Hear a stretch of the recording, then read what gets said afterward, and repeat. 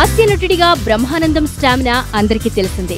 సంవత్సరానికి దాదాపు 300 సినిమాలు విడుదలవుతుండగా అందులో ఆయన నటించిన చిత్రాలు కేవలం 10ల సంఖ్యలో ఉంటాయి. అటువంటి బ్రహ్మానందం సినిమాకు పోటీగా నిలిచేందుకు అరవింద్ 2 బృందం సిద్ధమవుతోంది. మార్చి 29న బ్రహ్మానందం ప్రధాన పాత్రలో నటించిన జఫ్ఫా విడుదలవుతుండగా అదే రోజున శేఖర్ సూరి దర్శకత్వంలో రూపొందించిన ఏ ఫిల్మ్ బై అరవింద్ చిత్రానికి సీక్వెల్ గా రూపొందిన అరవింద్ 2 కూడా విడుదలకు సిద్ధమవుతుండడం విశేషం.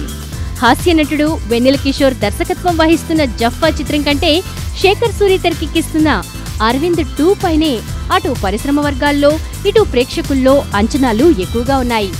మరి బ్రహ్మానందం స్టామినా జఫ్ఫా చిత్రానికి ఏ మేరకు ఉపయోగపడుతుందో చూడాలి. రాజశ్రీ తెలుగు నుండి ఈ రిపోర్ట్ అందిస్తున్నది ధీరజ్.